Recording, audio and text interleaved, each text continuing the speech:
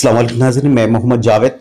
और जैसा कि आप जानते हैं कि आज की अपडेट प्रोग्राम के में आज हम रूबरू करते हैं हैदराबाद शहर के नामवर और सीनियर जर्नलिस्ट आर के आज़ाद साहब। आर के आज़ाद साहब कोई तारुफ के मोहताज नहीं है। वो twin cities electronics media association के चीफ ऑफ पैटर्न भी है और अपने जिंदगी के 4 दहों से सहाफत में एक मुनफरिद मुकाम रखते हैं और अपने कलम का जादू जगाते हुए अब वो मज़ामीन के जरिए या अपने तबसरों के जरिए और मौजूदा सूरत हाल में इलेक्ट्रॉनिक्स मीडिया का दौर है, तो कई एक मौके पे कई एक हैदराबाद के नामवर और मुल्क के नामवर चैनलों को अपने ख्यालात से आगाह करते हैं और वक्तन फवक्तन आप जो है सियासी माहौल पर भी जो है बात करते हैं और अपना नुक्ते नज़र जाहिर करते हैं। जैसा कि नाज़रीन आप जानते हैं कि महाराष्ट्र के जो इंतखाबात और फिर कल जो है उसके जो नताइज बरामद हुए, जिसमें महायुति ने शानदार कामयाबी हासिल की और जो है इख्तिदार के करीब पहुंच गई। तो आज हम इस ताल्लुक से बात करने के लिए आर के आज़ाद साहब की क़यामगाह उनके ऑफिस पे मौजूद है और आज हम उनसे बात करते हैं। सबसे पहले ASJ न्यूज़ में जो है ना आर के आज़ाद साहब आपका खैर मकदम करता हूँ। अब मेरा सवाल ये है कि जैसा कि आप जानते हैं कि महाराष्ट्र में महायुति का जो इख्तिदार के ऊपर जो के करीब पहुंच गए और इख्तिदार शायद अभी CM का भी जो है ना ऐलान हो सकता है, वहां पे मैं आपसे सवाल ये करना चाह रहा हूं, क्या इस इलेक्शन के अंदर फिरके परस्ती या दौलत के बलबूते पर या लालूच के बलबूते पर इंतखाबात में राय दहिंदों को रागिब करते हुए उनके राय अमवा को हमवार किया जो है हमारे शरद पवार साहब के इन लोगों ने एतराज जताया है, तो आप इस जीत को किस नुक्ते नजर से देखते हैं? हिंदुस्तान के अंदर 2014 के बाद से हमारे मुल्क को फिरका परस्ती के जहर में घोल दिया गया और गुजरात मॉडल को पूरे हिंदुस्तान में फैला दिया गया। अब देखिए, जब भी इंतखाबात होते हैं तो मंसूबाबंद तौर पर फिरका परस्ती को इस कदर हवा दी जाती है और 2 कम्युनिटियों को एक दूसरे का खौफ दिलाकर अलग कर दिया जाता है। हिंदुओं को मुसलमानों का खौफ दिलाया जाता है और मुसलमानों को हिंदुओं का खौफ दिलाया जाता है। ये जो मॉडल चल रहा है ये गुजरात मॉडल है ये। और आज हिंदुस्तान पे 2014 से आप देखिए सिर्फ गुजरात के लोग ही हुकूमत कर रहे हैं। सरकार में गुजरात के लोग, मायशियत पे उनका कंट्रोल, इंडस्ट्री पे उनका कंट्रोल, फॉरेन पॉलिसी पे उनका कंट्रोल। इवन आप देखिए 10 सालों में, 12 सालों में, 11 सालों में नोटबंदी हुई, कोरोना हुआ, इतने बड़े बड़े वाकयात हुए, हजारों लोग जाने दे दिए, लेकिन उतना सब हो जाने के बावजूद भी फिरका परस्ती को इस कदर बढ़ा दिया गया। लोग सिर्फ वो फिरका परस्ती के नारे के तहत, फिरका परस्ती के तहत ही बीजेपी को वोट दे रहे हैं।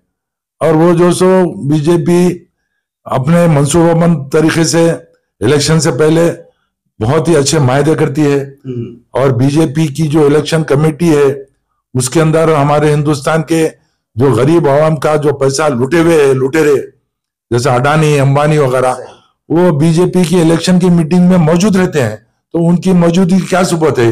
उनकी सवालिया निशान है। तो उनकी मौजूदगी ये बता रही है कि बीजेपी का जो इलेक्शन जीतने का स्टंट है वो लोग फिरका परस्ती को हवा देना, पैसे का बेदरीकी इस्तेमाल करना और मशीनों में भी गड़बड़ करना, ये शुबात जो सो गुज़िश्ता 15 साल से, जो सो 12 साल से 2014 के बाद से अवाम के जहनों में से निकल रहा नहीं है।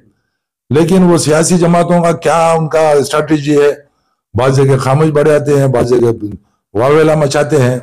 तो ये जो सो मनसूबाबंदी जो चली है कि ये इलेक्शन चल रहा, समझिए अब 2 इलेक्शन थे, उसके पहले जो सो 2014 के बाद किसी इलेक्शन से भी पहले मुसलमानों के और दलितों के हसास मसलों को उठाया जाता है।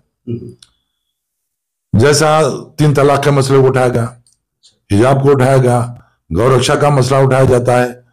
और अब के बाद जो है सो 2 इलेक्शन जो स्टेटों में, उससे पहले औकाफ के अंदर, औकाफ बोर्ड के औकाफ की जमीनों को उसके अंदर कैसा जो उनके उसको इख्तियारात को खत्म कर दिया जाए, ये मुहिम चलाई गई। और इनकी जो भी मनसूबाबंदी होती है, जो भी इनका प्लान रहता है, उससे जो अक्सरियत लोग है, फिरकापरस्त लोग है, वो खुश होते हैं। तो इनको तो उनकी खुशी होना और वोट उनका जो से एक कर देना का है, ये मुहिम चल रही है।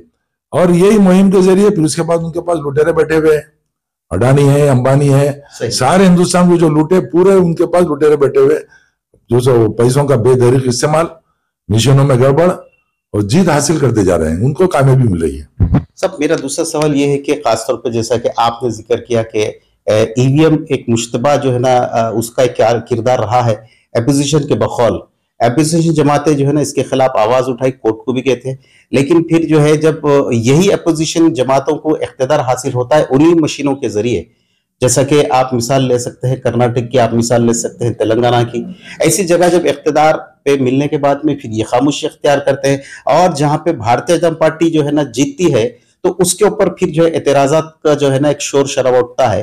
तो आप इसको कैसे देखते हैं?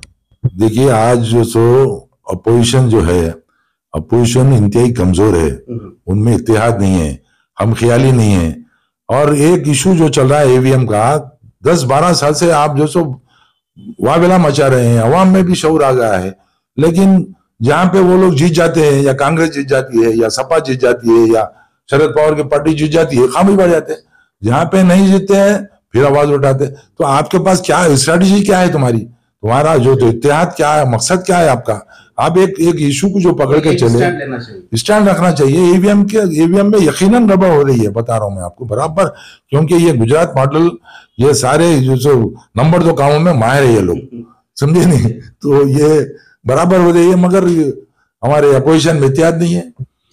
अपने थोड़े सीटों में आ गए, खुश हो गए, घरों में बैठ गए। तो वो चीज को, उसकी कमजोरी को पूरा फायदा रूलिंग पार्टी बीजेपी उठा रही है, और आरएसएस को साथ लेते फिरकापरस्ती का सहारा, और जो सो आवाम से, गरीब आवाम से लुटे हुए जो सो लुटेरों को साथ रख के उनका पैसा मकसद, और मुसलमानों के और दलितों के खिलाफ एक जो सो मुहिम चलाकर दस्तूर में बदलने की भी जो सो एक मुहिम चला रहे हैं।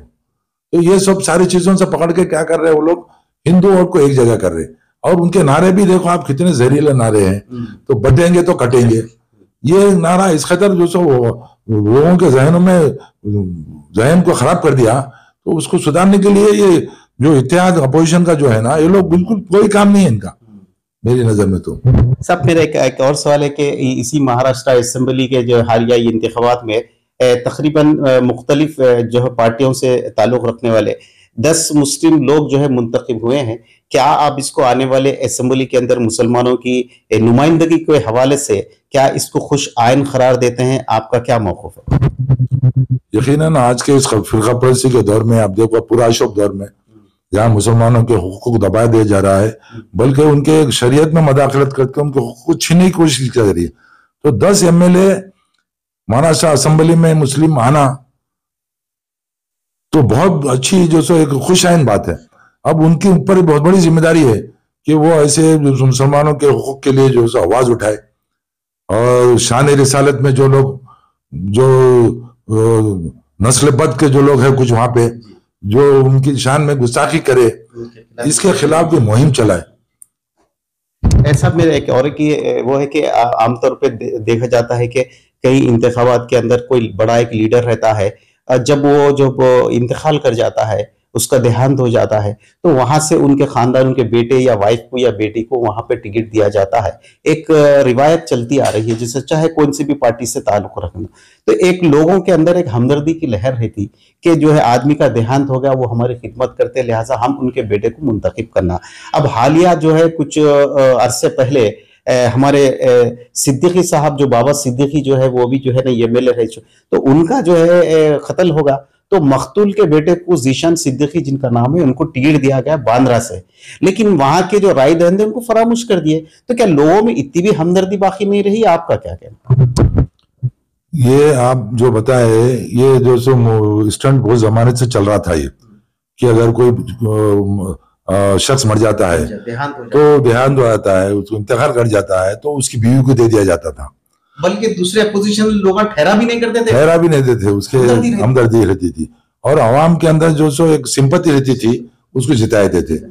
अगर बीवी नहीं है बेटे को, बेटा नहीं है भाई को, तो ये क्या है, अंधी तकलीफ थी ये चलती आई। मगर आज अवाम जो सो शऊर आ गया उनके पास, बहुत शऊर हो गए। अब उन्होंने किसी की सिंपत्ति से बाप मर गया बेटों को जिता देंगे नहीं है, अब उन्होंने सिर्फ कारकर्दगी देख रहे। तो बाबा सिद्दीकी की कारकर्दगी, कोई वहां पे उनके पास अवाम के अंदर कोई खिदमत नहीं थे, नहीं थे। और उनका जो कत्ल हुआ उसके भी जो क्या है मोहरिकात, क्या है उसके असबाब है, आज तक सामने नहीं आए। तो उसकी वजह से उनके बेटे को उसका एडवांटेज नहीं मिल सका। हाँ चुके। सब मेरा एक और सवाल है कि यहाँ से, चूंकि यहाँ पे तेलंगाना में बरसर इख्तियार कांग्रेस है, तो कांग्रेस के वजीर आला रेवंत रेड्डी भी जो है, और बाकी जितने भी अक़लियती कायदीन है या उनके जो मरकजी कायदीन है, ये लोग इंतखाबी मुहिम चलाने महाराष्ट्र गए थे। तो मेरा आपसे सवाल ये है कि क्या रेवंत रेड्डी साहब की जो यहाँ पे कारकर्दगी, क्या वहां के लोग इससे मुतमईन नहीं है? क्योंकि उनकी भी जो है मुहिम बेअसर साबित हुई।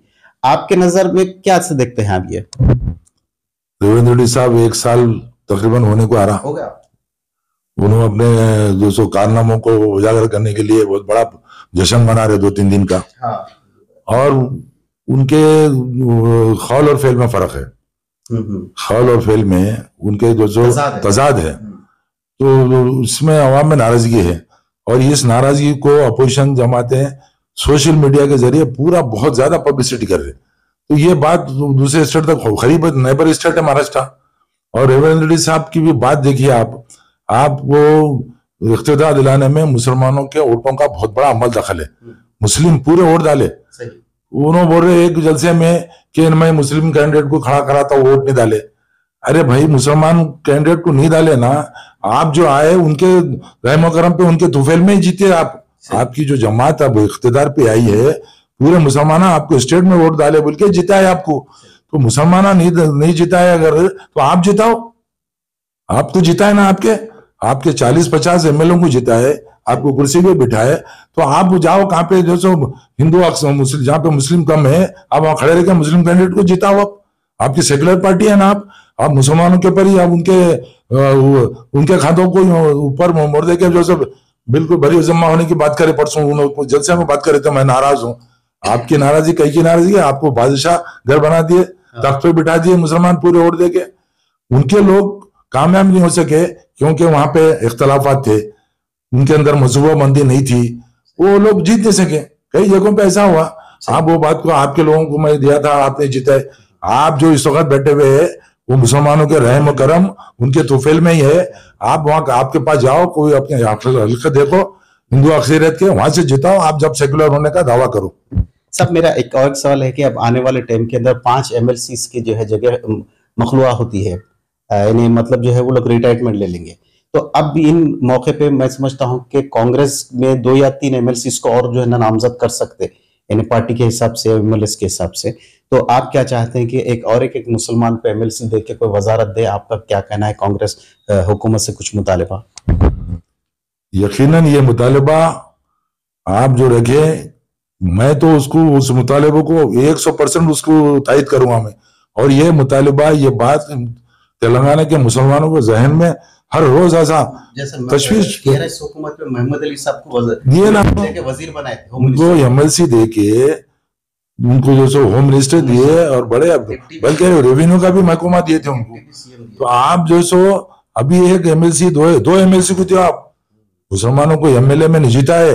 ये आप जिम्मेदार है, आप जिम्मेदार है। आप सेकुलरिज्म की बात करते हैं। आप इस वक्त इख्तियार में बैठे हुए हैं, तेलंगाना के मुसलमानों की रहमो करम है उनकी जो सो तुफेल में आप जो सो बैठे हुए हैं। आप और 2 मैं तो बोल रहा हूँ 2 MLC को दो और मिनिस्टर बनाओ आप। और ये बात आइंदा से आप किसी तकरीर में बोलने का आप बिल्कुल, आपको कोई इख्तियार नहीं है कि मैं खड़ा करा था आपने जिताए। आपको जिताए, हमारे लोगों को हार गए, आपको जिता के तख्त पे बिठाए। ये मुसलमानों का ही वोट है। ये मुसलमान को तो नहीं जीता है, लेकिन मुसलमानों को उन्हें आपको जिताया। आपको जिताए, जिताओ 2 MLC बुलाइए, आप मिनिस्टर बनाइए।